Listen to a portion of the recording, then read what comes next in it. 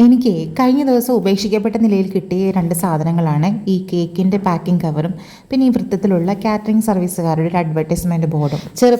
വളരെ ചെറുപ്പത്തിലേ അല്ല, ഒരു 8ലോ 9ലോ ഒക്കെ പഠിക്കുന്ന സമയത്ത് എനിക്ക് പഠിക്കുന്നതിനേക്കാളും വായിച്ച് പഠിച്ച് പരീക്ഷ എഴുതുന്നതിനേക്കാളും ഒക്കെ ഒത്തിരി ഇഷ്ടം ഈ മാർക്കിന് വേണ്ടിയിട്ട് അസൈൻമെൻറ്റ്സ് ഒക്കെ ചെയ്യത്തില്ല. അതാകുമ്പോൾ ഫ്രണ്ട് പേജൊക്കെ ഇങ്ങനെ നല്ല രീതിയിൽ ഡെക്കറേറ്റ് ചെയ്ത് വരച്ച് സ്കെച്ച് പെന്നുകൊണ്ടൊക്കെ എന്തെങ്കിലുമൊക്കെ എഴുതിയും എന്തെങ്കിലുമൊക്കെ വെട്ടി ഒട്ടിച്ചൊക്കെ അതൊക്കെയായിരുന്നു എനിക്ക് ഏറ്റവും ഇഷ്ടമുള്ള കാര്യങ്ങൾ പഠിക്കുന്ന സമയത്ത്. +2 സെക്കൻഡ് ലാംഗ്വേജ് മലയാളമായിരുന്നു. മലയാളത്തിനായിരുന്നു പിന്നെ ഈ വെട്ടും കുത്തും വരയൊക്കെ വേണ്ടി വന്നിരുന്നത്.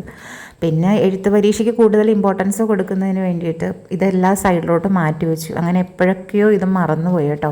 ഇപ്പോൾ അതാ യൂട്യൂബിൽ ഓരോരോ വീഡിയോസൊക്കെ കണ്ടിട്ട്, പ്രത്യേകിച്ച് ഈ വേസ്റ്റ് മെറ്റീരിയൽസൊക്കെ എങ്ങനെ യൂട്ടിലൈസ് ചെയ്യാമെന്നുള്ള വീഡിയോസൊക്കെ കണ്ടു കഴിഞ്ഞപ്പോൾ എന്തോ ക്രാഫ്റ്റിൻ്റെ ആസ്കിതയൊക്കെ പിന്നെയും പൊങ്ങി വന്നു. ഇങ്ങനെ വേസ്റ്റായിട്ട് കിടക്കുന്ന സാധനങ്ങളൊക്കെ കാണുമ്പോൾ ഈ കുപ്പയിലെ മാണിക്യമെന്ന് പറയത്തില്ലേ, അതുപോലെ എന്തെങ്കിലുമൊക്കെ എനിക്ക് ചെയ്യാനായിട്ട് തോന്നും. അപ്പം ഞാൻ പെറുക്കി കൊണ്ടുവരും, വീട്ടിൽ കൊണ്ടുവന്നിട്ട് എൻ്റെ ഒഴിവ് സമയങ്ങളൊക്കെ ഇപ്പോൾ ഇങ്ങനെയാട്ടോ ചിലവഴിക്കുന്നത്. ഒരു ജോലിയിൽ മാത്രം ഇപ്പോൾ സ്റ്റിക്ക് ഓൺ ചെയ്യുന്നത് കൊണ്ട് നമുക്ക് ധാരാളം സമയമുള്ളതുപോലെ തോന്നുന്നുണ്ട്. അപ്പോൾ ഇങ്ങനത്തെ കാര്യങ്ങളൊക്കെ ചെയ്ത് സന്തോഷിക്കുക, അത് വീഡിയോ ആക്കുക, യൂട്യൂബിൽ അപ്ലോഡ് ചെയ്യുക, നല്ല അടിപൊളി പരിപാടിയാണ്. ആർക്കെങ്കിലുമൊക്കെ ഇത് കണ്ടിട്ട് മോട്ടിവേഷൻ തോന്നുന്നുണ്ടെങ്കിൽ ചെയ്തോളൂ കേട്ടോ. കഥ പറഞ്ഞ് നമ്മൾ കാര്യത്തിലോട്ട് വന്നില്ലല്ലേ. അതായത് ആ പാക്കിംഗ് കവറില്ലേ, കേക്കിൻ്റെ പാക്കിംഗ് കവർ നല്ല ഫ്ലോറൽ പ്രിൻ്റായിരുന്നേ. അപ്പം ഞാനത് ആ പൂവിൻ്റെ ഒക്കെ ഷേപ്പിലൊന്ന് വെട്ടിയെടുക്കുന്നുണ്ട് കേട്ടോ.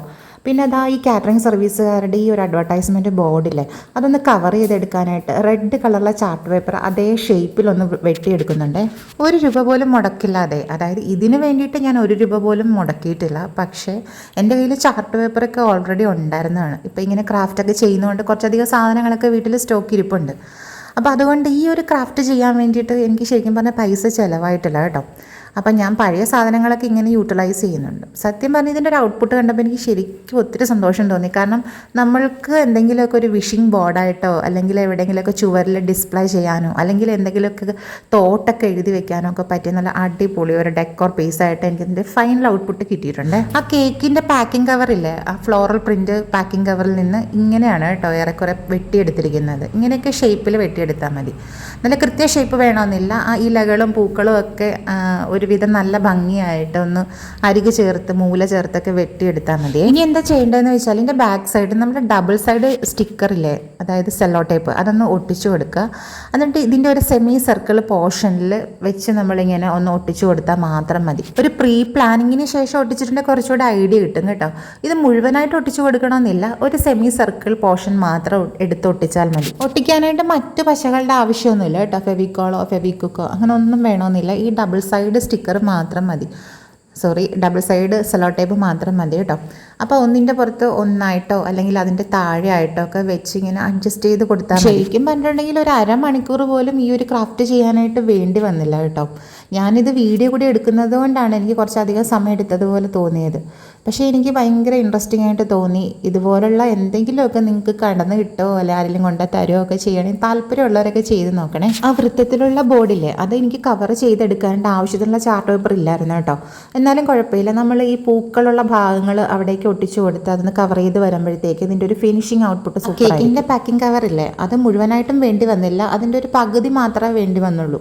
കാരണം വെച്ചാൽ വൃത്തം മുഴുവനും നമ്മളിത് കവർ ചെയ്യുന്നില്ലല്ലോ, പകുതി മാത്രമല്ല, ഒരു സെമി പോർഷൻ മാത്രമാണ് നമ്മളിത് കവർ ചെയ്യുന്നത്. അതായിരിക്കും കൂടുതൽ ഭംഗിയെന്ന് എനിക്ക് തോന്നുന്നു. പണ്ട് മുതലേ എനിക്ക് ഈ ഫ്ലോറൽ പ്രിൻസിനോട് എന്തോ ഭയങ്കര ഇഷ്ടമാണ് കേട്ടോ. അതുകൊണ്ട് തന്നെ എൻ്റെ സെലക്ഷനും കളക്ഷനും ഒക്കെ ഇതുപോലെ ഫ്ലോറൽ പ്രിൻസുള്ള മെറ്റീരിയൽസ് ഒക്കെ ആയിരിക്കും. പ്രത്യേകിച്ച് ഡ്രസ്സാണെങ്കിലും ഷോൾ ആണെങ്കിലും എന്തെങ്കിലുമൊക്കെ സ്റ്റിക്കറോ പേപ്പേഴ്സോ അങ്ങനെ എന്തോ ആണെങ്കിലും തന്നെ കൂടുതലും ഈ ഫ്ലോറൽ പ്രിൻസ് ആയിരിക്കും കയ്യിലുള്ളത്. അപ്പോഴേ നമ്മുടെ പണി തീരാറായി കേട്ടോ. ഏകദേശം ഇതിൻ്റെ ഫിനിഷിംഗ് പോയിന്റിലോട്ട് എത്തിക്കഴിഞ്ഞിരിക്കുകയാണ്. എങ്ങനെയുണ്ട്, ഇഷ്ടപ്പെട്ടോ?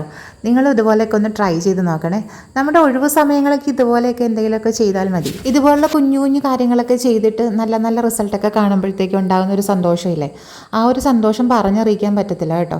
ഒരുപക്ഷെ നമ്മുടെ കൂടെ ഉള്ളവർക്കൊന്നും അത് പറഞ്ഞാൽ മനസ്സിലാവണം. ഇതുപോലെ ഇങ്ങനത്തെ കാര്യങ്ങളൊക്കെ ചെയ്യാൻ താല്പര്യമുള്ളവർക്ക് നിങ്ങൾ ഈ വീഡിയോ കാണുമ്പോഴത്തേക്കും ഒന്ന് ഷെയർ ചെയ്ത് കൊടുത്തൊന്ന് സപ്പോർട്ട് ചെയ്യണം. ഇത് ചെയ്തുകൊണ്ടിരുന്നപ്പോഴത്തേക്കാണ് എനിക്ക് തോന്നിയത് ഇത് ഭിത്തിയിലൊക്കെ തൂക്കുന്ന ഒരു ഹാങ് ഡെക്കോറായിട്ട് ഉപയോഗിക്കാം.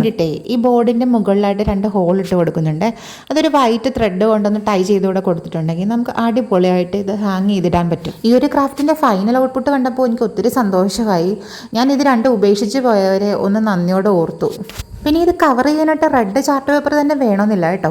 ഈ റെഡ് ചാർട്ട് പേപ്പറിൻ്റെ ഒരു പ്രശ്നം എന്ന് വെച്ചിട്ടുണ്ടെങ്കിൽ വെള്ളത്തുള്ളികളൊക്കെ വീണിട്ടുണ്ടെങ്കിൽ ഒന്ന് കളർ ഫെയ്ഡ് ആവാനുള്ള സാധ്യതയുണ്ട്. ന്യൂസ് പേപ്പർ വെച്ച് കവർ ചെയ്തിട്ട് നമുക്കിത് ചെയ്യാമായിരുന്നു. എങ്ങനെയുണ്ട് ഫൈനൽ ഔട്ട്പുട്ട്? നിങ്ങൾക്ക് ഇഷ്ടപ്പെട്ടോ?